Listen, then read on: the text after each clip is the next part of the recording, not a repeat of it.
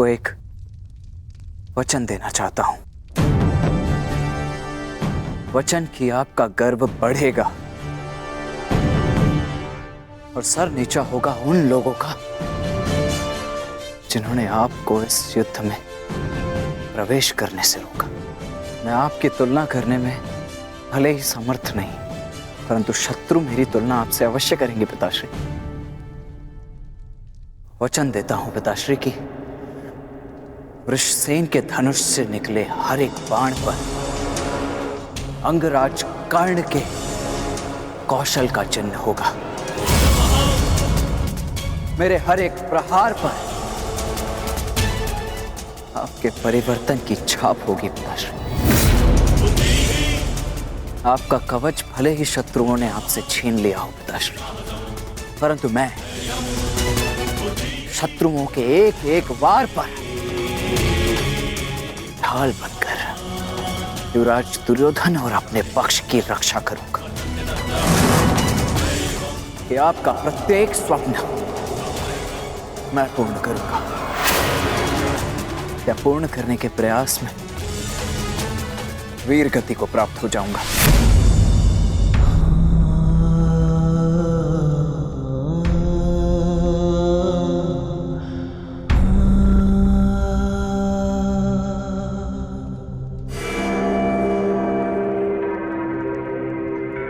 द्रोण शिष्य अर्जुन,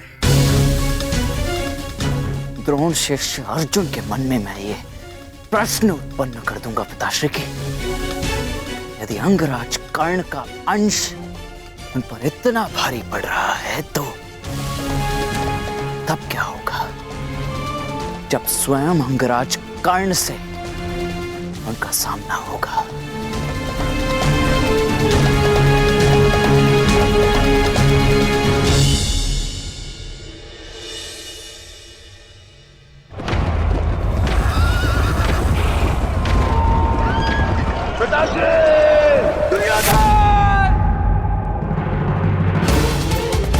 महाराज, महाराज, क्या हुआ महाराज?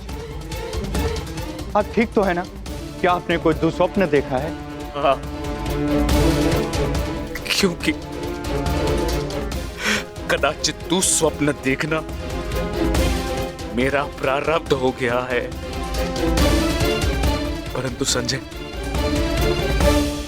तुम इस समय यहां कैसे? महाराज, महर्षि वेदव्यास जी पधारे हुए हैं आपसे मिलने के लिए। वही समाचार लेकर आया था, किंतु ऐसी स्थिति में मिलना क्या उचित होगा महाराज? महर्षि,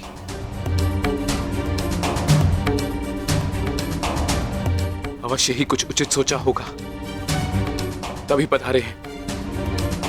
उन्हें सादर अंदर ले आओ संजय। जैसी आज्ञा महाराज।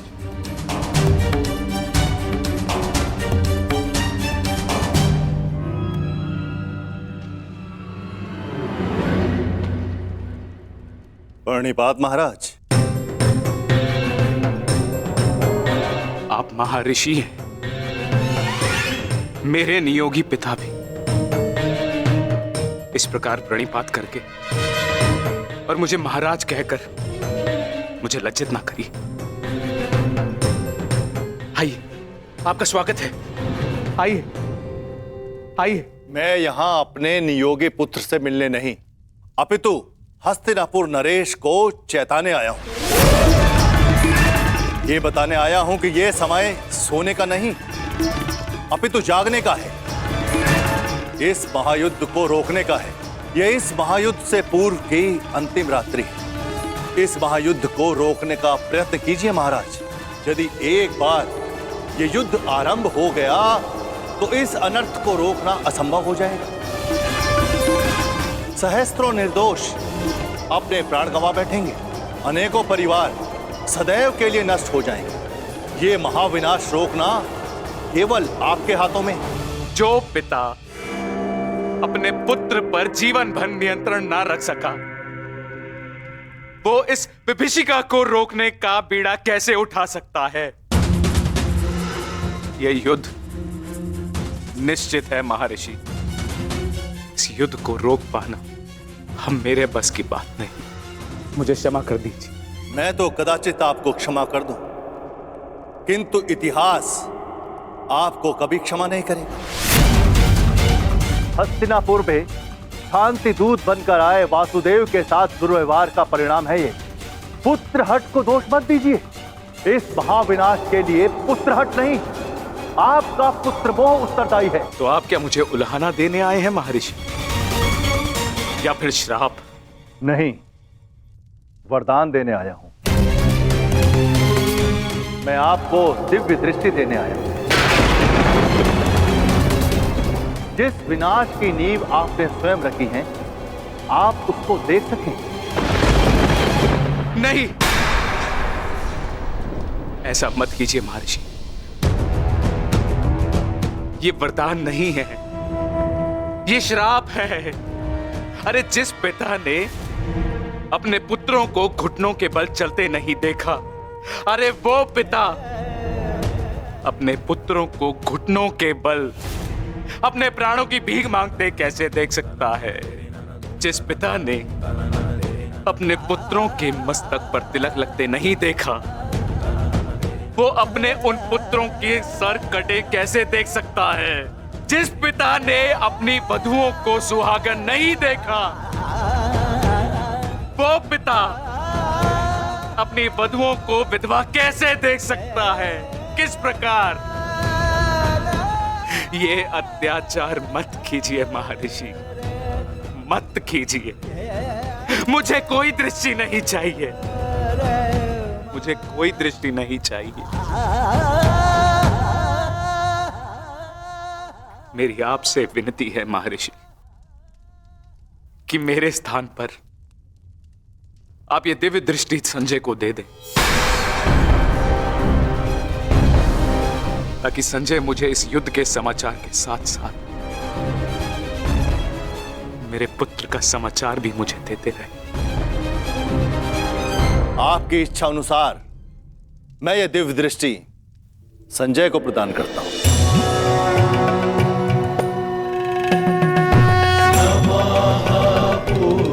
पुराणकाराय व्यासाय जयकारिणे भरताख्येन दीपेन विश्वं येन प्रकाशितम्।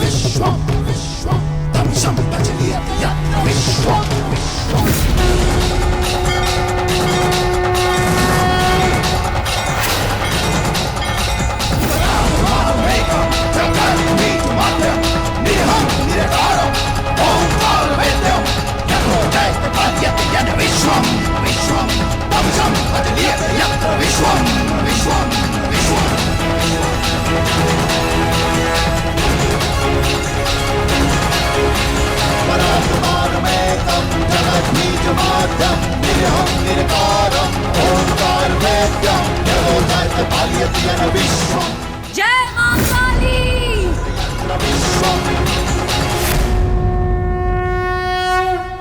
अपना सर्वश्रेष्ठ प्रदर्शन करना पुत्रों, अपने पिताओं की प्रतिज्ञा को स्मरण रखना और अपनी माता के अपमान को मत भूलना।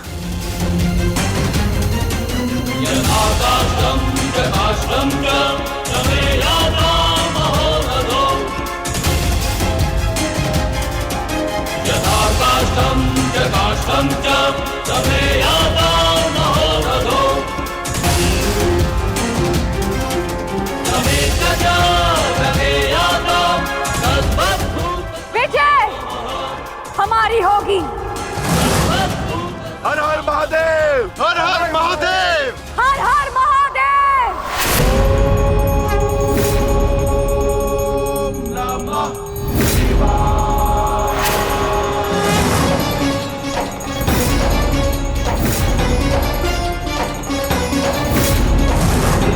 त्र्यंबकं यजामहे सुगंधिं पुष्टिवर्धनम्।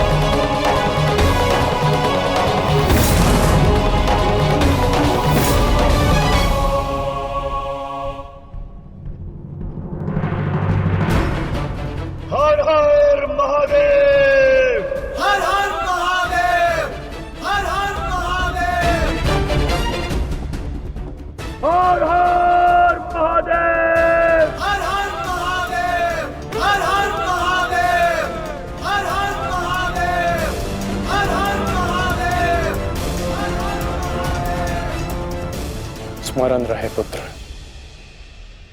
अब इस युद्ध भूमि में तुम्हारे विरोध में जो भी हो उससे तुम्हारा कोई संबंध नहीं। तुम्हारा संबंध केवल तुम्हारे कर्तव्य और तुम्हारे लक्ष्य से है। यदि मेरे स्थान पर आप होते तो क्या आपके लिए ये स्वीकार कर लेना इतना ही सरल होता पिताश्री? सत्य कहूं तो सरल नहीं होता, विशेषकर तब जब मुझे ज्ञात हो गया है कि पांडवों से मेरा रक्त संबंध है। किंतु पुत्र, मैंने सदैव एक बात को माना है कि आपको आपके वचन पर अडिग रहना चाहिए। तुमने युद्ध चुना है, परंतु युद्ध क्या परिणाम चुनेगा ये उसका अधिकार है। तुम्हारा अधिकार केवल अपने कर्म और अपने कर्तव्य पर है। इस युद्ध में अपना सर्वश्रेष्ठ प्रयास करना।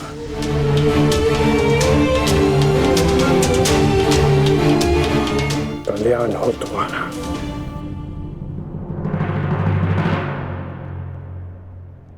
हर हर महादेव! हर हर महादेव! हर हर महादेव!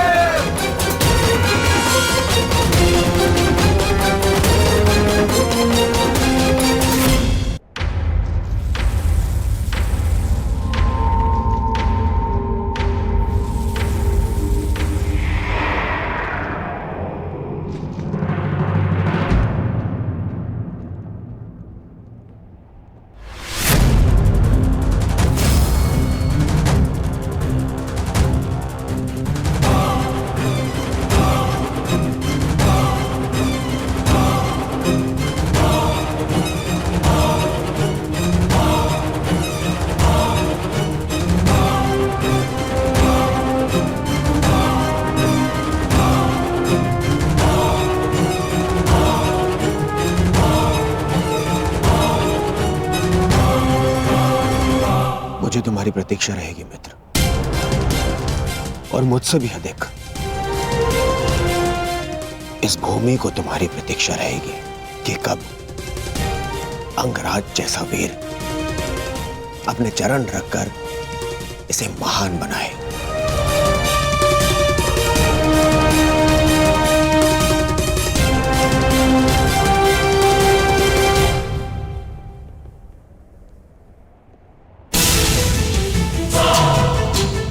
सुरक्षित रहना।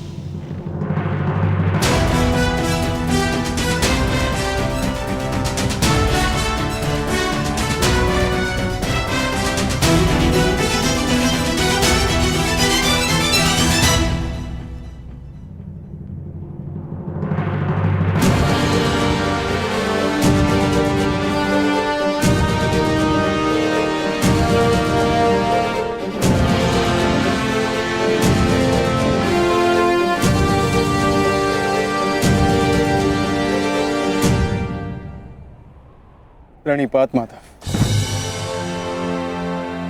कल्याण वस्तु।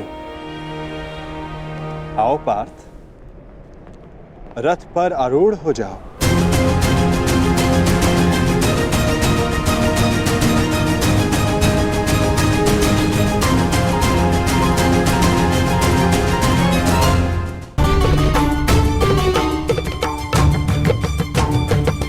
किस संशय में हो धनंजय, विचरण करने का समय जा चुका है, अब केवल पुरुषार्थ करने का समय है।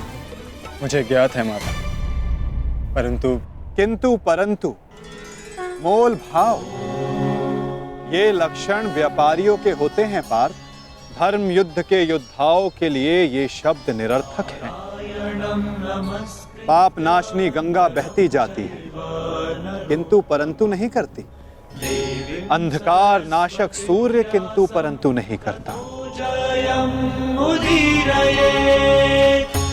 और अधर्म का नाश करने को सज्ज अर्जुन की तुनीर में भी इन संदेहों का कोई स्थान नहीं। तुम्हारा सारथी युद्ध में तुम्हारा मार्गदर्शन करने को सज्ज है पार्थ। आओ, अपना स्थान ग्रहण करो।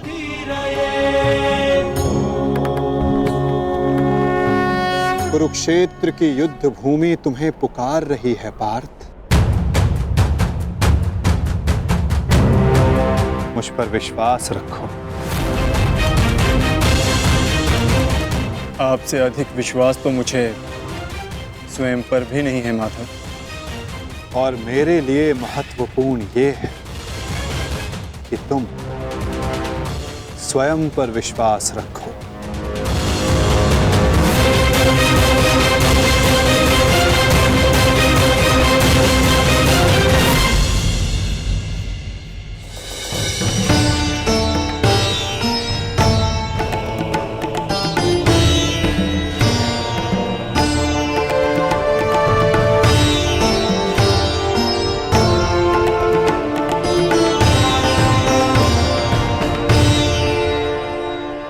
कुछ भूल तो नहीं रहे हो पार्थ? क्या माधव?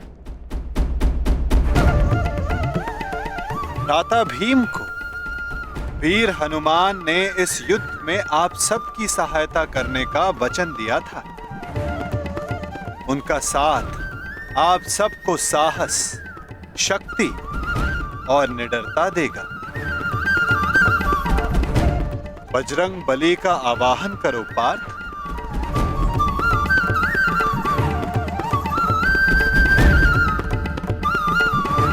मैं कुंती पुत्र अर्जुन, पवन पुत्र, ज्येष्ठ भ्राताश्री महाबली हनुमान का आवाहन करता हूँ।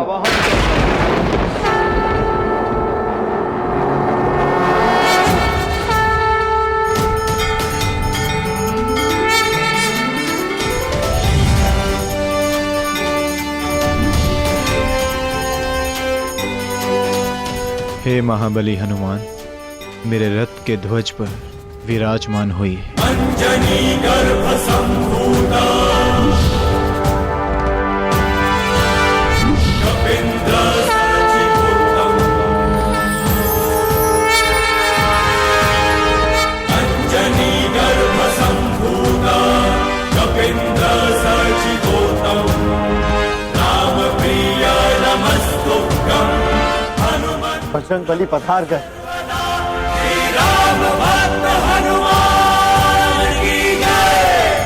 महाबली हनुमान की जय। बजरंग बली हनुमान की जय।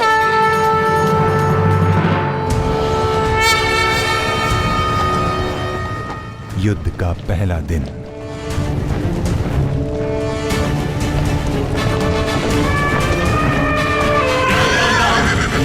अधिकाराणां प्राप्त्यर्थं साम्राज्यर्थं।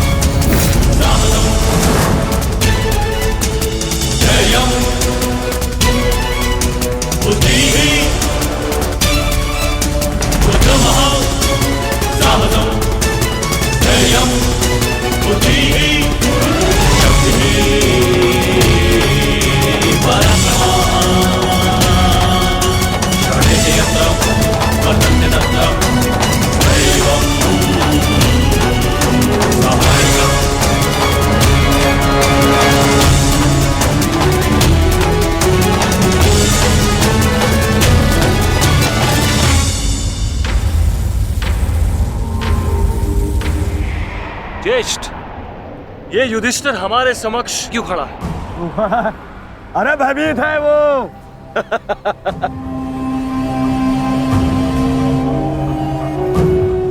हमारी सेना को देख के कदाचित भयभीत हो गया है ये युधिष्ठिर। इसे सत्य का ज्ञात हो गया है। इस युद्ध में इसे विजय नहीं मिल पाएगी। समझ रहे? वो छलिया जिस युद्ध के लिए हमें भयभीत कर रहा था, वो युद्ध प्रारंभ होने से पहले ही समाप्त होने जा रही है।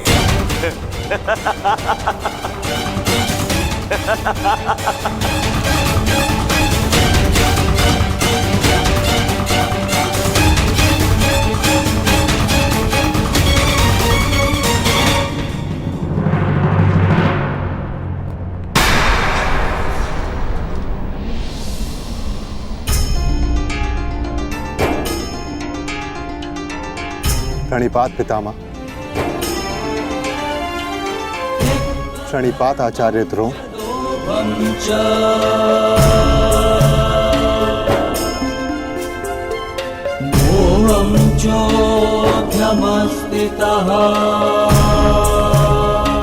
और उन सबको भी प्रणिपात जो आयु में, ज्ञान में, अनुभव में मुझसे बड़े। और मैं उन सबका अभिनंदन करता हूं जो एक योद्धा होने का कर्तव्य निभाने के लिए इस कुरुक्षेत्र में पधारे हैं। मैंने सदैव अपने बड़ों से सीखा है कि कोई भी कार्य आरंभ करने से पूर्व बड़ों का आशीर्वाद अनिवार्य है।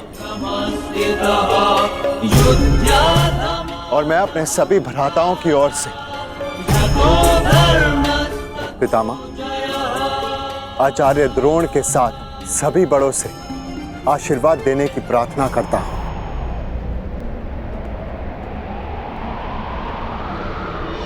आयुष्मान भव।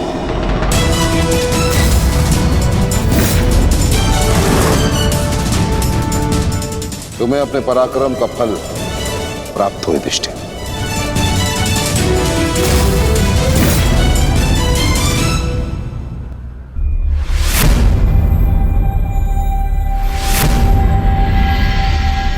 एक और पितामह है जिन्होंने मुझे जीवन का मूल्य समझाया, और दूसरी ओर गुरु द्रोण जिनकी दी हुई शिक्षा ने अर्जुन से धनंजय बनाया।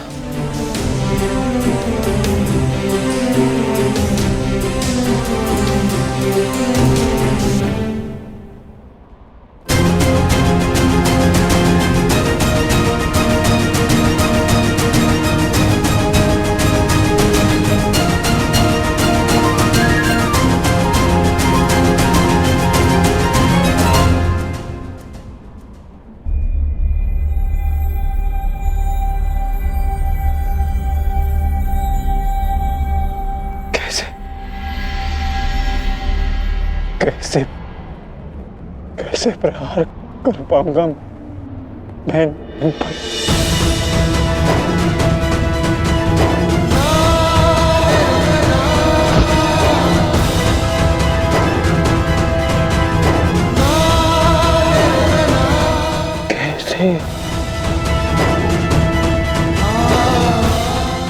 कैसे प्रहार कर पाऊंगा इन पर?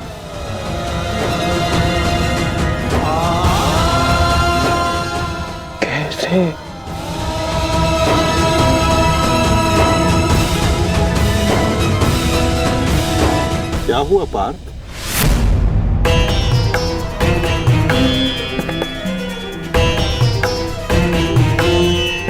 मेरी आपसे विनती है माधव, मेरे रथ को दोनों सेनाओं के मध्य में ले चलिए। संजय। जी महाराज। संजय, अपनी दिव्य दृष्टि से देखकर बताओ कि कुरुक्षेत्र के युद्ध में तत्पर मेरे पुत्रों और पांडवों की सेना के मध्य क्या क्या हो रहा है।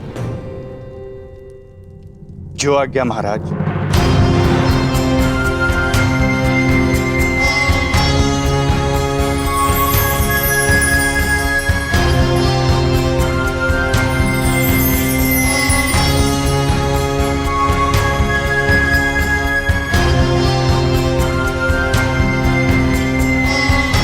गांडीवधारी राजकुमार अर्जुन के सारथी बने वासुदेव श्री कृष्ण से राजकुमार अर्जुन रथ को दोनों सेनाओं के मध्य में ले जाने की आग्रह कर रहे हैं महाराज। परंतु क्यों पार्थ? ये समय तो दूसरे पक्ष की सेना को तहस नहस कर देने का है, फिर क्यों तुम रथ को दोनों सेनाओं के मध्य में ले जाने की विनती कर रहे हो? युद्ध से पूर्व मैं दोनों सेनाओं का निरीक्षण करना चाहता हूं। क्या तुम वही अर्जुन हो पार्थ, जिसे लक्ष्य संधान के समय पेड़ से बंधी चिड़िया की आंख के अतिरिक्त और कुछ नहीं दिखाई देता था, और आज वही अर्जुन पूरी रणभूमि का निरीक्षण करना चाहता है? बड़ी विचित्र बात है। हाँ माधव,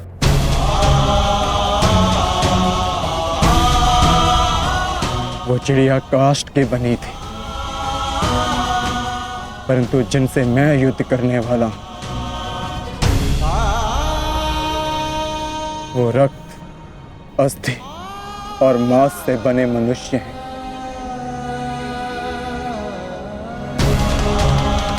जिनमें प्राण है, और सबसे बड़ी बात, उनमें मेरे संबंध बसे हैं। युद्ध आरंभ होने से पूर्व मैं ये देख लेना चाहता हूं कि किसके वध से धर्म की स्थापना होगी और किसकी मृत्यु से मन में अधर्म का अनुभव होगा। और इस युद्ध के पश्चात मैं क्या पाने वाला हूं और क्या खोने वाला हूं।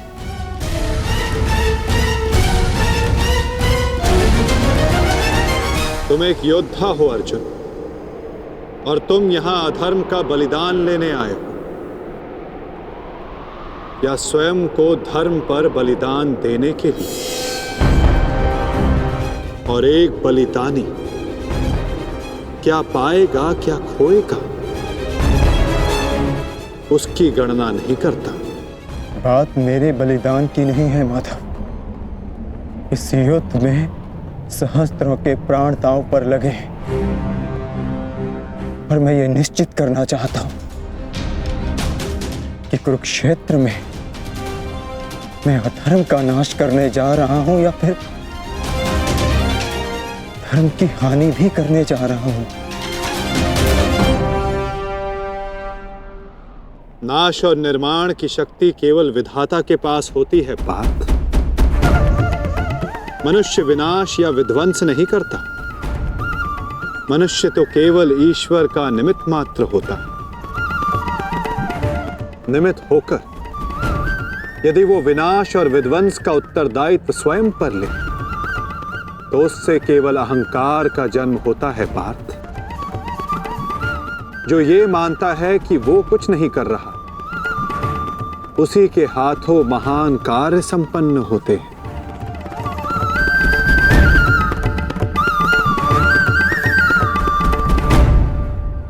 परंतु मैं तुम्हारी कामना अवश्य पूर्ण करूंगा पार्थ, क्योंकि बलिदान भी एक प्रकार का दान होता है, और जिस दान को देने से पूर्व हाथ कांपे, वो दान फलदायी नहीं होता।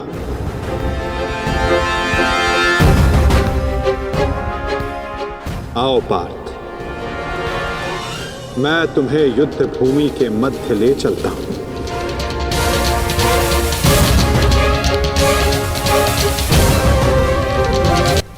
आओ पार्थ, मैं तुम्हें युद्ध भूमि के मध्य ले चलता हूं।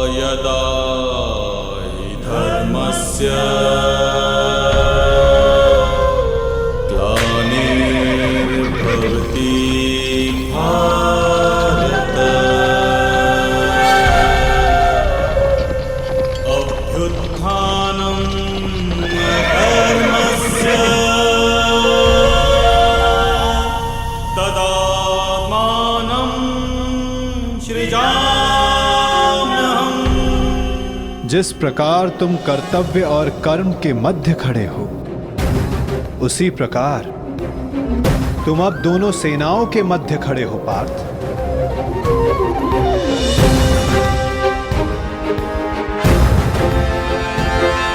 करो, क्या निरीक्षण करना चाहते हो?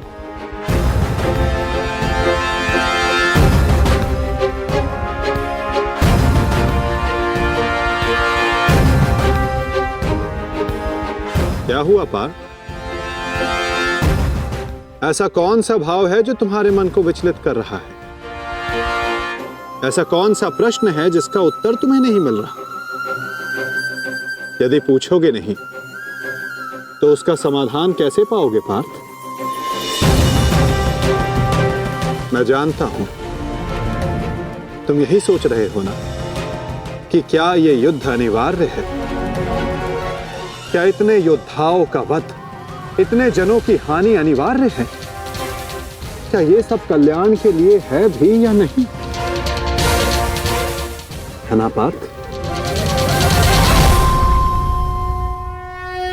यही विचार मेरे मन को विचलित किए जा रहे हैं माधव।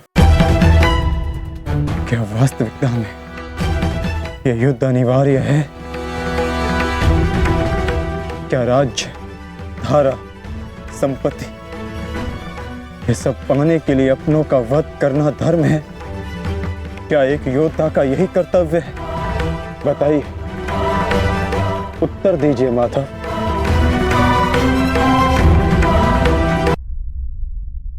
उत्तर तुम्हें अवश्य मिलेगा पार्थ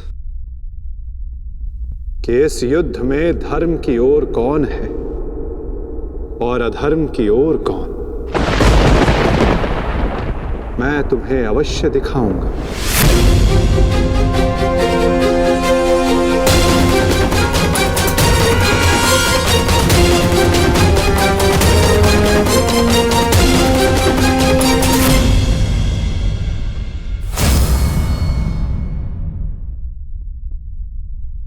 ये है वो हस्तिनापुर युवराज दुर्योधन जिसे रक्त रंजित करने की कल्पना मात्र से तुम्हारा मन डोल रहा है पार्थ। ये वही युवराज दुर्योधन है जिसकी कुदृष्टि सदा तुम्हारे परिवार पर डोलती आई है पार्थ। स्मरण है पार्थ? ये वही है जिसने पांचाली को भरी सभा में वैश्या सिद्ध करके अपनी जंघा पर बैठने का निमंत्रण दिया था। ओ दासी द्रौपदी, आकर मेरी जंघा में बैठो। कैसे एक पवित्र याज्ञ सैनी को भरी सभा में इसने मलिन करने का प्रयास किया था। वस्त्र हरण करो इस दासी द्रौपदी का।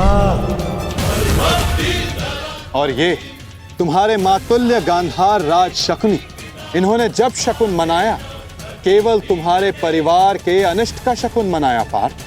तुम इन्हें मातुल्य कहते हो। मातुल्य का अर्थ है जिसे मां के तुल्य समझा जाए। और तुम्हारे इन्हीं मामा ने तुम्हारी माता को वारणा व्रत के लाक्षागृह की अग्नि में भस्म करने का प्रयास किया पार्थ।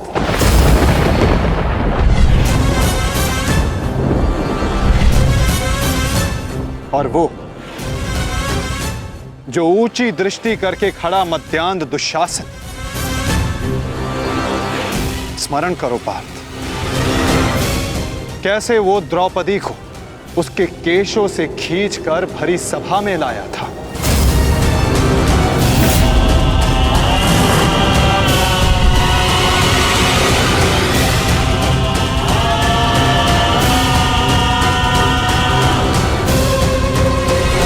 कैसे याज्ञ सैनी को भरी सभा में निर्वस्त्र करने का प्रयास किया था इसने।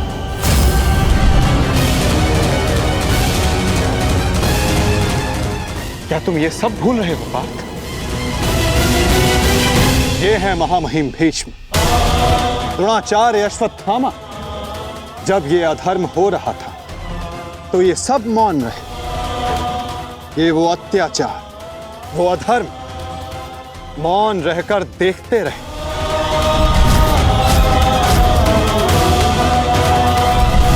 स्मरण करो वो वनवास, वो अज्ञातवास, जिसने तुम्हें तुम्हारा पौरुष त्याग कर बेहनल्ला बनने को विवश किया।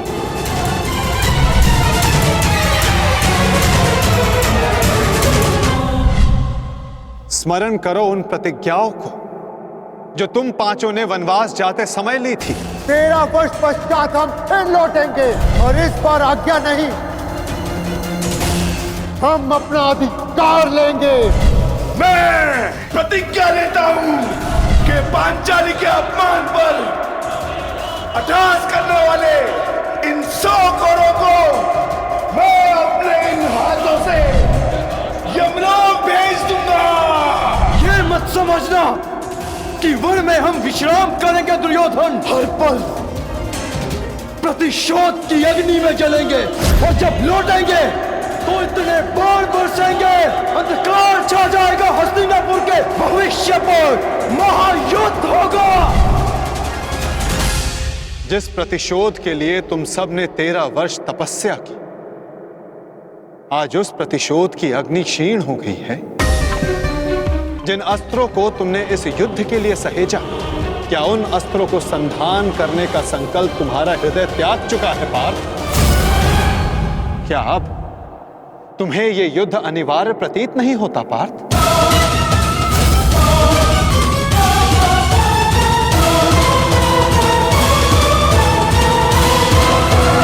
जिस प्रतिशोध के लिए तुम सब ने 13 वर्ष तपस्या की, आज उस प्रतिशोध की अग्नि क्षीण हो गई है। जिस न्याय के लिए तुमने इतने वर्षों प्रतीक्षा की, आज तुम्हारा मन उसके लिए व्याकुल नहीं। जिन अस्त्रों को तुमने इस युद्ध के लिए सहेजा, क्या उन अस्त्रों को संधान करने का संकल्प तुम्हारा हृदय त्याग चुका है पार्थ? क्या अब तुम्हें यह युद्ध अनिवार्य प्रतीत नहीं होता पार्थ?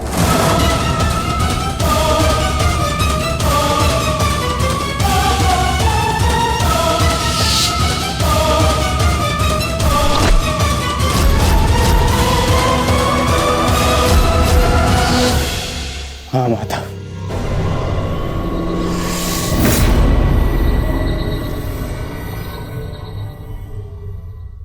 ये युद्ध अनिवार्य है। तो फिर तुम व्याकुल क्यों हो पार्थ? कहीं तुम्हें यह स्मरण तो नहीं हुआ है कि कैसे महामहिम भीष्म ने तुम्हें प्रेम दिया, तुम सबको संरक्षणा दी, वन से वापस बुलाकर तुम्हें तुम्हारा अधिकार दिया, कि कैसे आचार्य द्रोण ने तुम्हें सर्वश्रेष्ठ धनुधर बनाने के लिए एकलव्य को, कर्ण को धनुधर की विद्या से वंचित रखा और पाप का भार अपने सर पर लिया। तो क्या यह असत्य है माधव? क्या उन्होंने ये सब नहीं किया? क्या उनका वध करना धर्म है? मेरे पक्ष का क्या? वहां के निर्दोष भी इस युद्ध में मारे जाएंगे। ये नाश क्यों? तुम्हारा कार्य युद्ध करना है पार्थ, धर्म अधर्म की तुलना करना नहीं।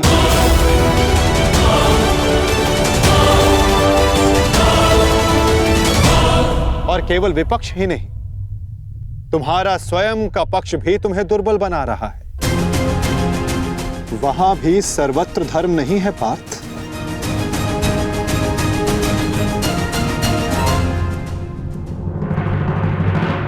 आओ,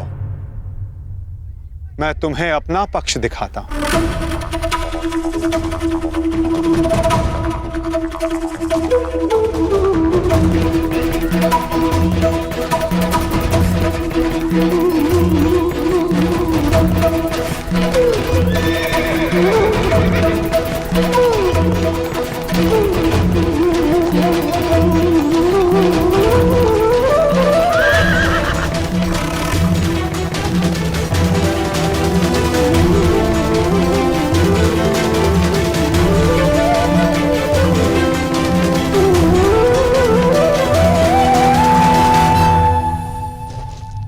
देखो अपने भ्राता युधिष्ठिर को,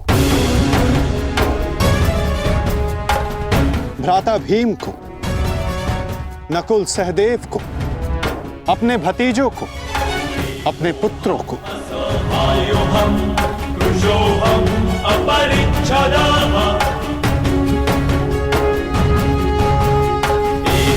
तुम्हें क्लेश है कि इनमें से ना जाने कौन कौन काल कलवित होगा।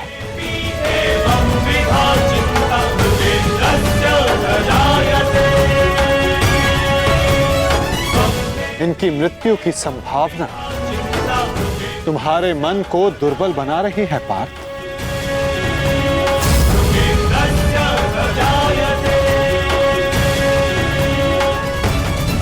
परंतु पार्थ, क्या ये वास्तविकता में धर्म के पक्षधर हैं? तुम्हें प्रतीत होता है कि ये सब निरपराध मारे जाएंगे। तो बताओ, कौन है जो अपराधी नहीं, जो दोषी नहीं? यदि युधिष्ठिर स्वयं का अधिकार राज्य पर मानते हैं, तो इसमें दुर्योधन का क्या दोष? क्या उनकी माता पहले गर्भवती नहीं हुई थी?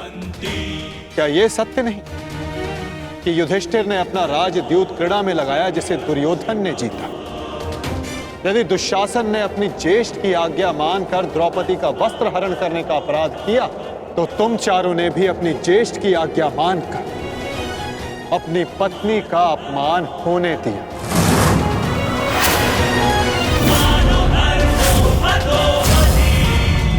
जिस कर्ण ने अपने कौशल से अपनी श्रेष्ठता सिद्ध की, उसे बार बार सूत पुत्र कहकर पुकारना क्या भीम का अपराध नहीं था? द्यूत क्रीड़ा के नियम जानते हुए भी युधिष्ठिर ने उसका प्रस्ताव स्वीकार किया। क्या यह युधिष्ठिर का अधर्म नहीं था? तो बताओ पार्थ, कहां धर्म है और कहां अधर्म? कौन दोषी है और कौन निर्दोष? बोलो पार्थ।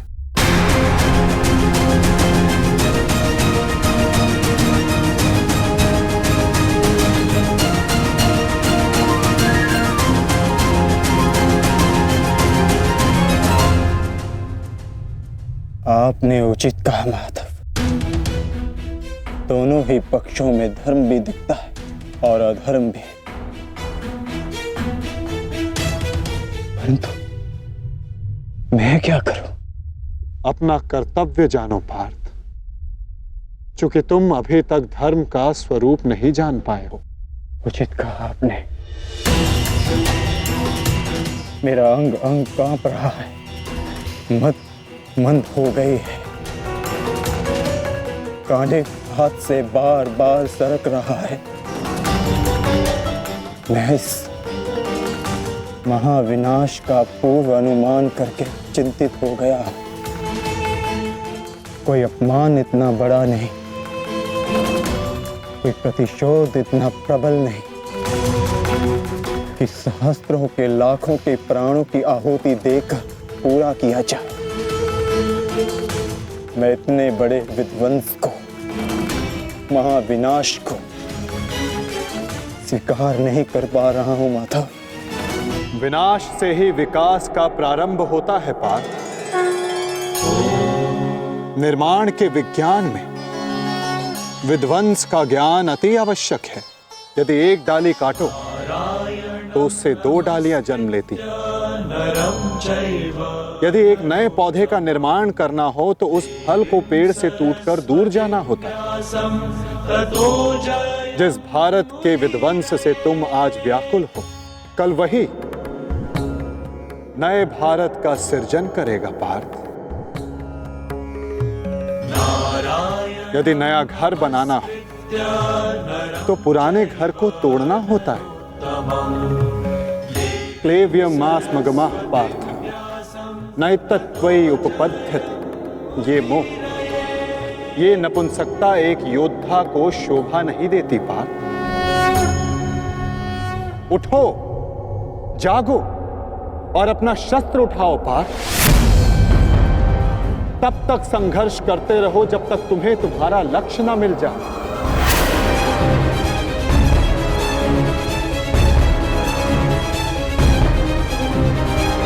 शस्त्र उठाओ? कैसे? कैसे शस्त्र उठाऊं माधव?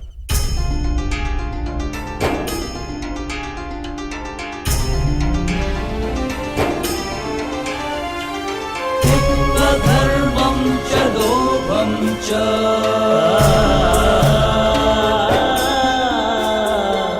मोहं चोऽध्यमस्थितः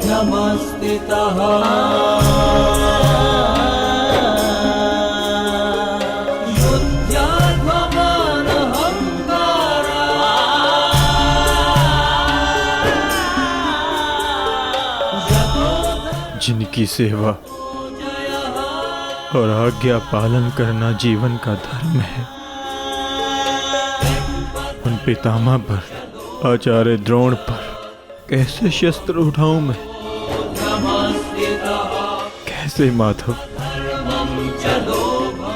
ये कौरव हैं तो मेरे भाई ही ना, सबकी धमनियों में एक ही रक्त है। इन्हें मारकर इंद्रप्रस्थ तो क्या, इंद्रलोक भी मिले तो क्या लाभ?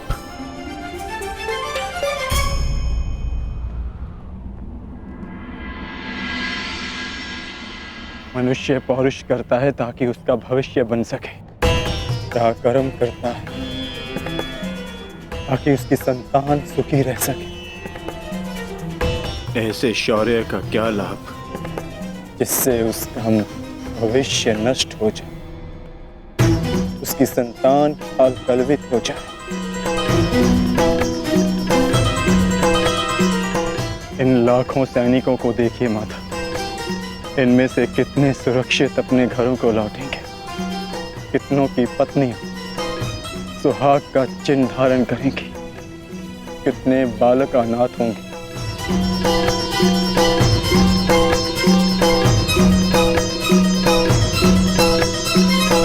कौन बचेगा उन्हें धर्म और भविष्य सिखाने के लिए? मैं देख रहा हूं माता, इस धर्म युद्ध के पश्चात अधर्म और भी बढ़ेगा। कुरुकुल का ही नहीं, पूरे भारत का विनाश हो। आज के नियम टूटेंगे, क्या भविष्य को यही आशा है हमसे?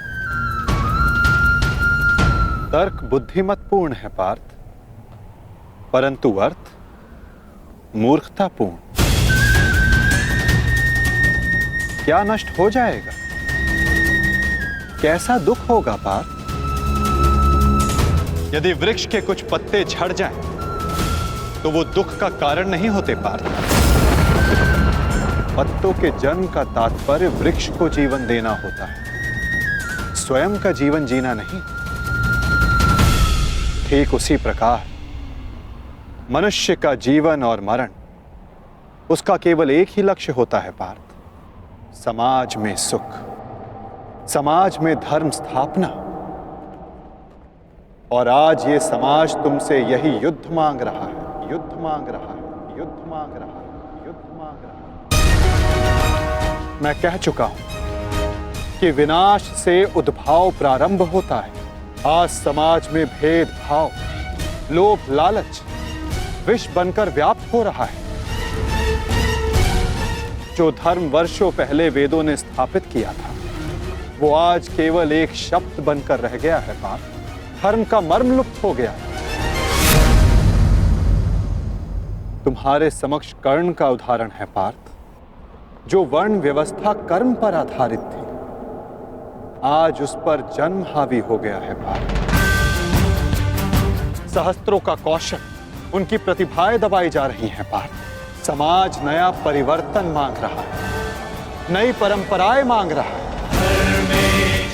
और वो सब संभव होगा इस युद्ध से, इस युद्ध से, इस युद्ध से। इस युद्ध से नई परंपराएं जन्म लेंगी। वो व्यवस्था टूटेगी जो आज समाज को तोड़ रही है पार्थ। वर्षा से पूर्व आकाश और धरा दोनों मलिन रहती है पार्थ, परंतु वही वर्षा आकाश और धरा को स्वच्छ बना देती है। और ये युद्ध वही वर्षा है पार्थ जिसे धरा पुकार रही है। अपने झूठे मोह से मुक्त हो जाओ पार्थ,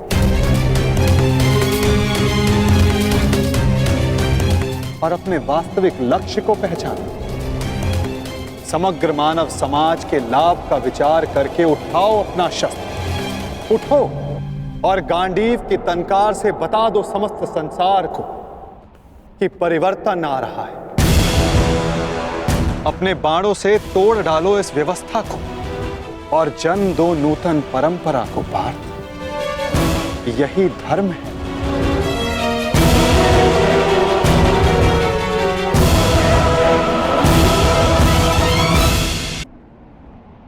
मैं आपके शब्द सुन पा रहा हूं माधव, परंतु इनका अर्थ हृदय तक नहीं जाता। मन संशय से इतना भरा, शस्त्र उठाने में स्वयं को असक्षम पाता हूं। मोह का आवरण बनकर दृष्टि के समक्ष, धर्म का संशय, मन अपनों की हानि के विचारों से भरा है। संसार को कैसे देखूं?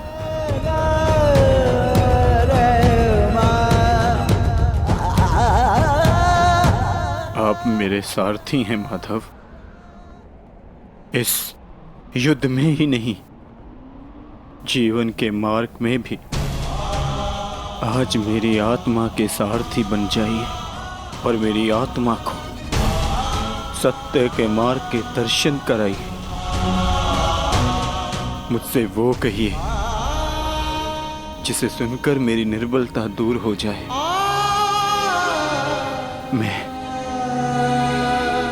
मैं इस दुविधा के चक्कर से मुक्ति पाऊं।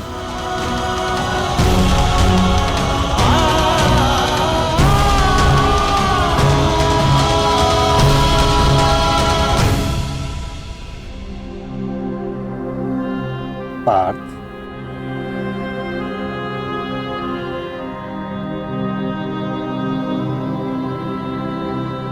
यदि जल की धारा में मुट्ठी डालोगे तो हाथ में जल नहीं आएगा,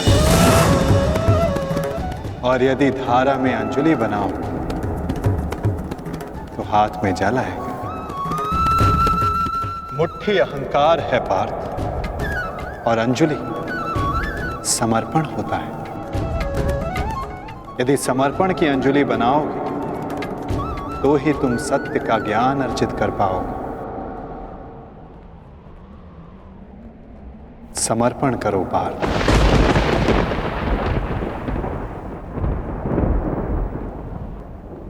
मैं समर्पण करता हूं, समर्पण करता हूं, समर्पण करता हूं, समर्पण करता हूं।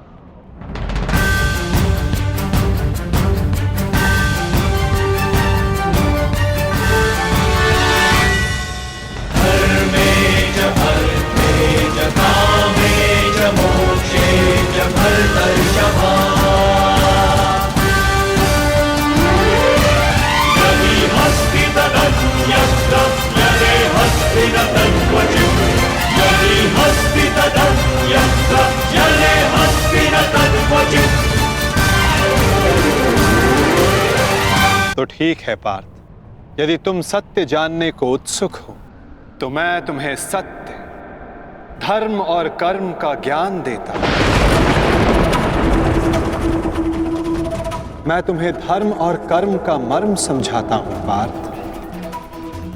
मैं तुम्हें वो ज्ञान देता हूं जो मानवता को चिरकाल तक उनका मार्गदर्शन करता रहेगा, उसका सहयात्री और सारथी बनेगा।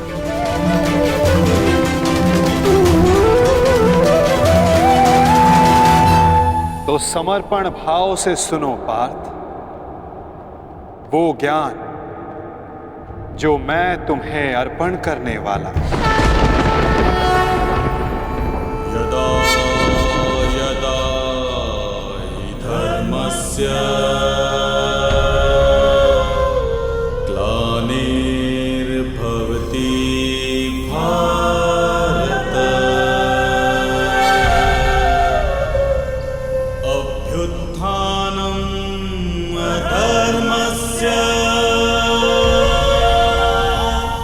तदात्मानं सृजाम्यहम्। तो बताइए माता,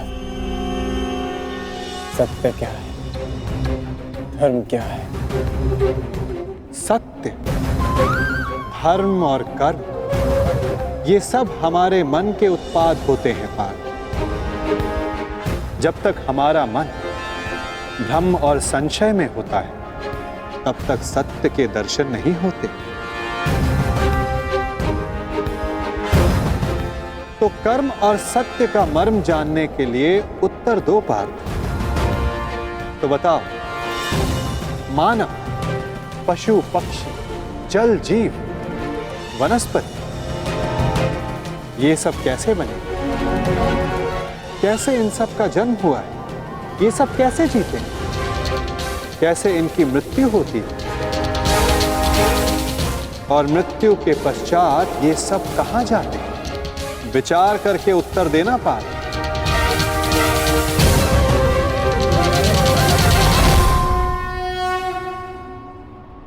क्योंकि इसी प्रश्न में तुम्हारे भ्रम का उत्तर छिपा हुआ है।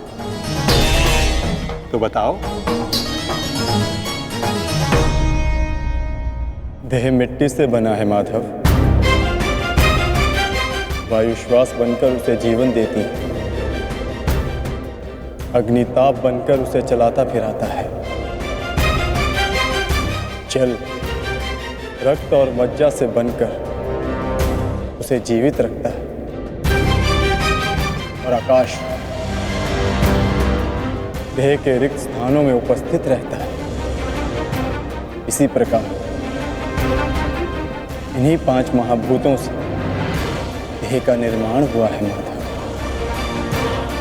और मृत्यु के पश्चात इन्हीं 5 भूतों से इसका विलय हो जाता है।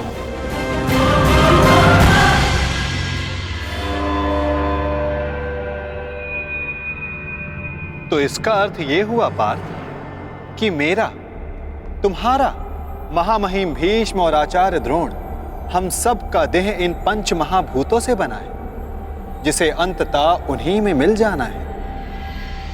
तो मोह किसका पार्थ? इस माटी से बने देह का?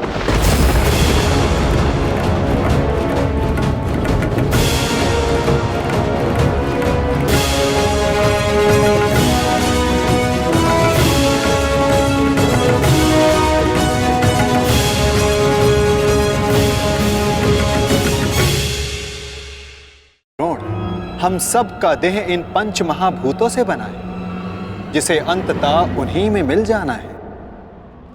तो मोह किसका पार्थ? इस माटी से बने देह का? तो क्या ये देह महत्वपूर्ण नहीं है माधव? इसी देह से हम अपना रूप और परिचय पाते हैं। यदि ऐसा है पार्थ, तो मनुष्य के मृत्यु के पश्चात उसके देह को नष्ट क्यों कर दिया जाता है? मनुष्य का वास्तविक स्वरूप और परिचय उसके देह से नहीं, उसके स्वभाव, उसके कर्म, उसके विचारों से होता है पार्थ। जब मनुष्य का देह नष्ट हो जाता है, इस संसार में नहीं रहता, तो मनुष्य के कर्म और उसके विचार उसका परिचय बनकर इस संसार में रहते हैं पार्थ। मनुष्य का जीवन केवल 20 दृश्य और अदृश्य पदार्थों का संगम है, परंतु फिर भी सबके विचार, सबका चरित्र भिन्न है। क्यों माधव? जब उत्तम सम्मान है तो सब में अंतर क्यों? कारण है 3 गुण, रजोगुण, सत्वगुण और तमोगुण। ये 3 गुण क्या है माता? तमस का अर्थ है अंधकार, अर्थात प्रकाश का अभाव, विचार के प्रकाश के अभाव में केवल शरीर की इच्छाओं के अधीन होकर जीना तामसिक व्यवहार कहलाता है पार्थ। पशु, पक्षी, जल, जीव ये सब इसी श्रेणी में आते हैं पार्थ। और सत्व का अर्थ है ज्ञान का प्रकाश, जो सत्य का, धर्म का, नीति और परंपराओं का विचार करके जीवन जीता है, उसे सात्विक जीवन कहते हैं पार्थ। और इन दोनों गुणों के मध्य होता है रजोगुण, अर्थात ऐसा मनुष्य जिसमें ज्ञान है, विचार करने की शक्ति है, परंतु वो मन और शरीर की शूद्र इच्छाओं से बंधा रहता है। ऐसा मनुष्य रजस अर्थात अहंकार के साथ जीता है। इन्हीं तीनों गुणों की न्यून या अधिक मात्रा के मेल से मनुष्य का स्वभाव बनता है। प्रत्येक मनुष्य दूसरे मनुष्य से भिन्न होता है। उधर देखो पार्थ, कौन दिखाई देता है? दुर्योधन और दुशासन। अब दुर्योधन के भीतर स्थित गुणों का विश्लेषण करो पार्थ। धर्म जानते हैं परंतु उसका वहन नहीं करते। अहंकार इनके जीवन का केंद्र है, अर्थात तमस की मात्रा न्यून है और रजस गुण की अधिक, और सत्य तो बिल्कुल भी नहीं। और दुशासन, उसने सदा केवल अपने ज्येष्ठ का आदेश माना है, स्वयं का कोई विचार नहीं, इसलिए उसके मन में केवल तमस गुण है। अब महामहिम को देखो पार्थ, सत्व के साथ तमस के अद्भुत मेल को देखो। उनमें अहंकार नहीं है, परंतु पुरातन परंपरा और प्रण से बंधित है। आवश्यकता पड़ने पर भी परंपरा का त्याग नहीं कर सकते। और उधर आचार्य द्रोण को देखो पार्थ, ज्ञान और अहंकार का संगम। ज्ञान उनको मुक्त करने को आतुर है, परंतु अहंकार उन्हें मुक्त होने नहीं देता।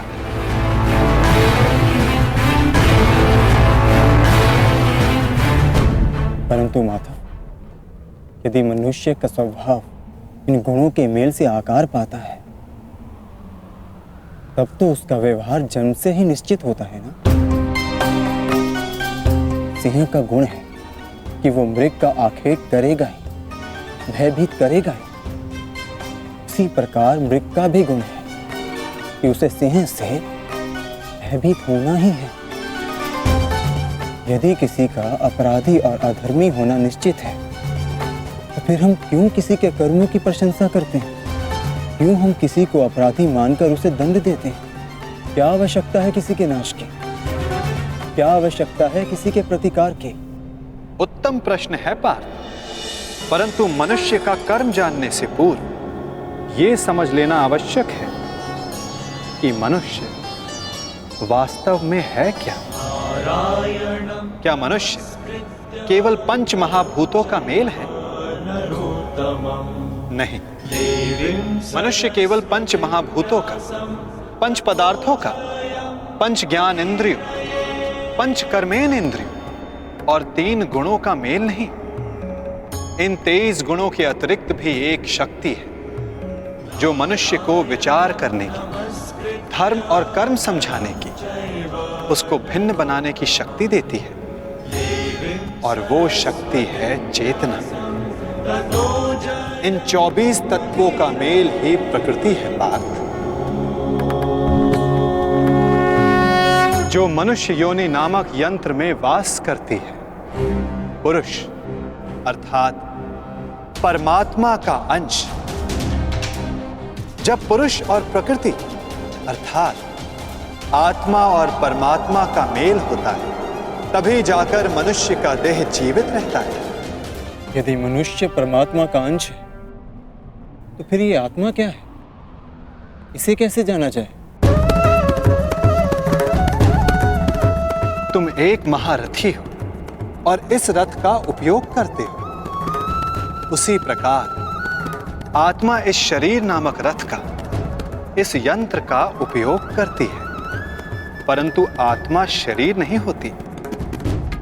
एक रथ के टूट जाने पर जिस प्रकार रथी का नाश नहीं होता, उसी प्रकार शरीर के नष्ट हो जाने पर आत्मा का नाश नहीं होता। नयनम चिंदन्ति शस्त्राणि नयनम दहति पावक न चैनम क्लेद्यन्तापो न शोषति मारुता।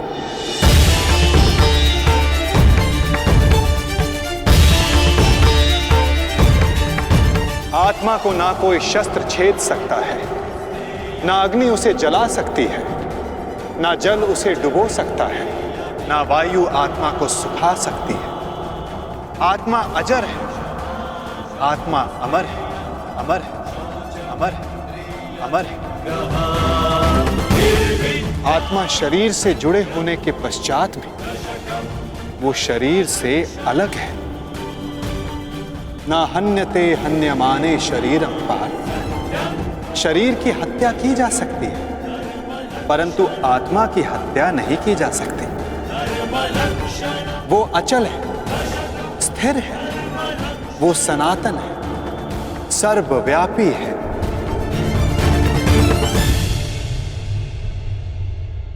जिस प्रकार हम पुराने वस्त्रों को त्याग कर नया वस्त्र धारण करते हैं, ठीक उसी प्रकार हमारी आत्मा देह नष्ट हो जाने के पश्चात नया देह धारण कर लेती है।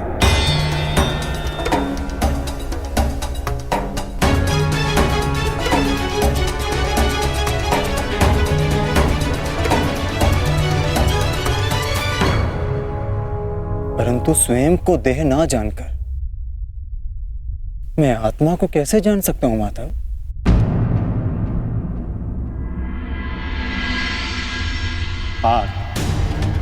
इसमें कुछ असंभव नहीं। एक दृष्टिहीन व्यक्ति संसार को अपनी मन की दृष्टि से देखता है। बोलने में असक्षम व्यक्ति प्रयास करके अपने संकेतों से संसार को समझाता है। जिनके हाथ पांव नहीं होते वो भी पुरुषार्थ करते हैं। तो आत्मा को जानना भी इतना कठिन कार्य नहीं है पार्थ।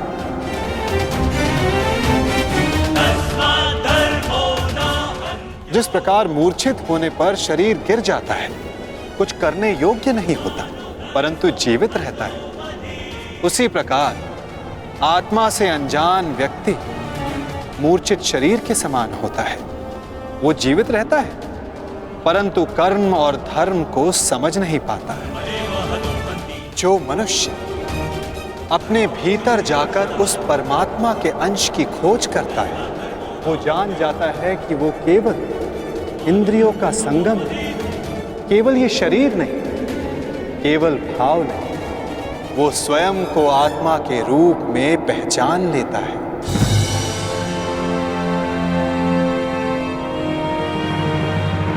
पर ब्रह्म विभाजित होकर पुरुष और प्रकृति बने पार्थ। फिर प्रकृति की प्रत्येक वस्तु में आत्मा का वास हुआ।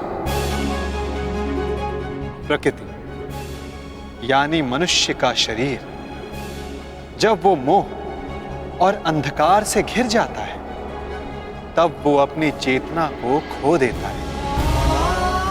तब उस मोह निद्रा को तोड़कर अपनी चेतना को जगाना, स्वयं को परमात्मा का भाग जानना, यही आत्मा का कार्य है, यही उसका उद्देश्य है पार्थ। यदि हर आत्मा परमात्मा का अंश है तो फिर ये प्रगति और अवगति, नाश और उत्थान, पाप और धर्म, ये सब परमात्मा स्वयं कर रहे हैं? नहीं पार्थ, ये मनुष्य की चेतना और आत्मा करती है। जिस प्रकार कीचड़ से घिरा रत्न अपनी चमक खो देता है, जिस प्रकार मेघों से घिरा सूर्य अपना प्रकाश खो देता है, वैसे ही प्रकृति के 24 तत्वों से घिरी आत्मा ये भूल जाती है कि वो परमात्मा का अंश है। उसे लगता है कि ये देह ही सब कुछ है, देह के अतिरिक्त भी उसका कोई अस्तित्व है, इसका उसे भान ही नहीं रहता। वो केवल देह की संवेदना को ही ज्ञान मानती है। हानि लाभ, सुख दुख, स्वाद गंध, स्पर्श श्रवण, बस इसे ही अपना अनुभव मान लेती है। वो पाप करती है। जो आत्मा परिवर्तन का प्रयत्न नहीं करती, जो अधर्म करते रहती है, उसको जागरूक करने के लिए दंड देना अनिवार्य होता है पार्थ। उसके जागरण के लिए युद्ध अनिवार्य होता है।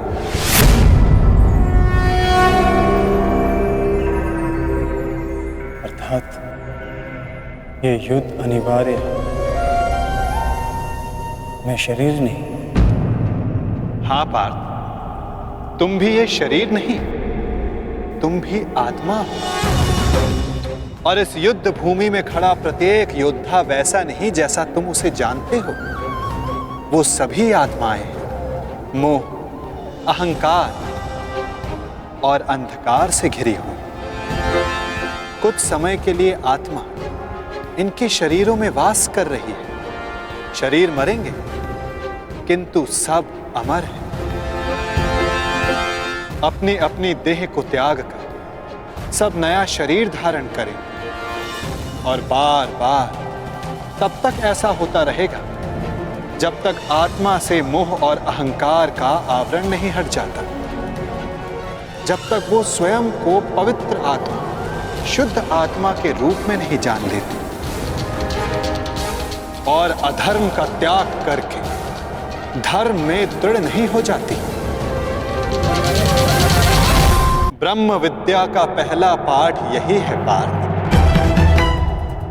तुम क्या खोने से डरते हो?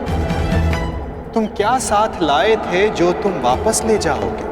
जिसने जन्म लिया है उसे एक ना एक दिन अवश्य मरना होगा, और जो मरेगा उसे फिर से जन्म लेना होगा। यही महाज्ञान सांख्य योग है पार्थ।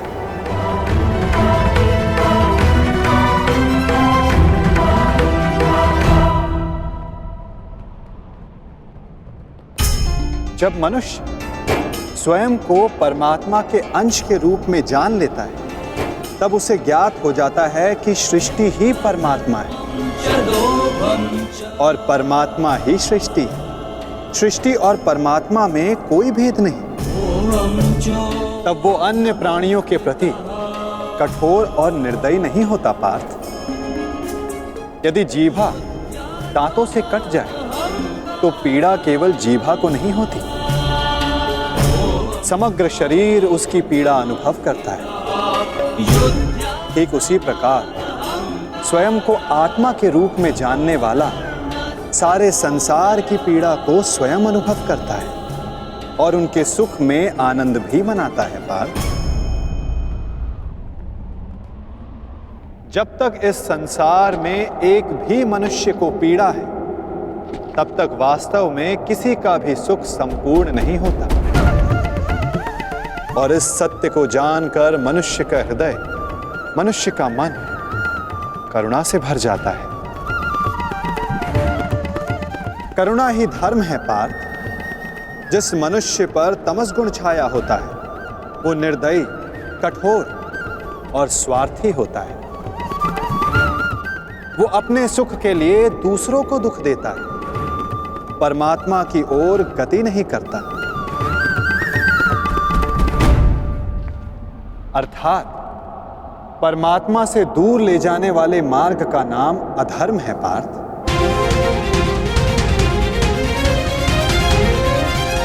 अर्थात अधर्म तो अज्ञान का दूसरा नाम है माधव। परंतु अज्ञानी और अपराधी में अंतर नहीं होता क्या? अज्ञानी के लिए दया आवश्यक नहीं, उन्हें दंड देना कैसे उचित है? जब एक अज्ञानी ज्ञान का मूल्य जानने को सज्ज ना हो, तो दंड ही समाधान है पार्थ, और दंड ही दया है, उसके प्रति भी और दूसरों के प्रति भी। सृष्टि की गति सदा परमात्मा की ओर हो, यह आवश्यक नहीं पार्थ। कभी कभी ऐसी स्थिति भी आती है जब अधर्म, मोह और अज्ञान बढ़ जाता है, धर्म के नाश का भय उत्पन्न हो जाता है। यदि संसार से धर्म लुप्त हो जाता है तो करुणा भी नष्ट हो जाती है, सत्य भी नष्ट हो जाता है। यदि भविष्य में आने वाली पीढ़ियों को धर्म प्राप्त हो सके, इसलिए आज अधर्मियों का वध करके धर्म की स्थापना करना आवश्यक है पार्थ। और आज तुम्हारे समक्ष ऐसी ही स्थिति है।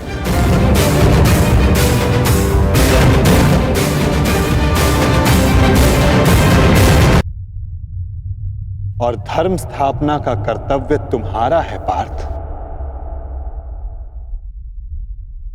अपनी निर्बलता त्यागो पार्थ और युद्ध के लिए सज्ज हो जाओ।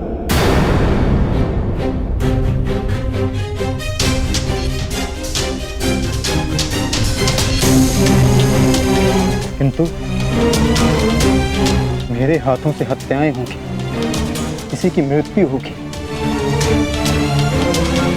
क्या मेरे भीतर की करुणा का नाश नहीं हो जाएगा माता? यदि करुणा ही धर्म का आधार है तो फिर मेरी आत्मा तो अधर्मी बन जाएगी माता। कर्म का बंधन अवश्य निर्मित होता है, परंतु कार्य का बंधन निर्मित नहीं होता पार्थ। प्रत्येक कर्म कार्य होता है पार्थ, परंतु प्रत्येक कार्य कर्म नहीं होता। कर्म उस कार्य को कहते हैं जब मनुष्य उस कार्य से फल की इच्छा रखता है।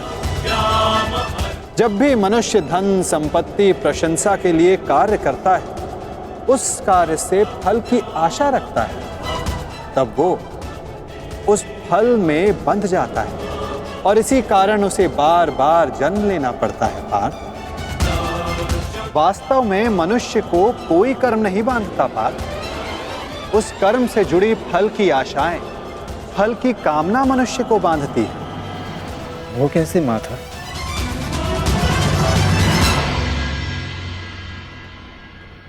यदि तुम्हें इस युद्ध में विजयी होने की आशा है तो पराजित होने पर तुम्हें भीषण दुख होगा पार्थ। वो दुख तुमसे कुकर्म करवाएगा और उसके फल के लिए तुम्हें दूसरा जन्म लेना होगा। और यदि तुम्हें विजय प्राप्त हुई तो वो तुम्हारा अहंकार बढ़ाएगा और उस अहंकार से तुम्हें विश्व विजयी बनाएगा, हत्याएं करवाएगा, उसका पाप तुम्हें बांधेगा पार्थ। तनिक विचार करो पार्थ। यदि इस युद्ध में तुम विजय होने का मोह त्याग दो, पराजित होने का भय त्याग दो, तो बताओ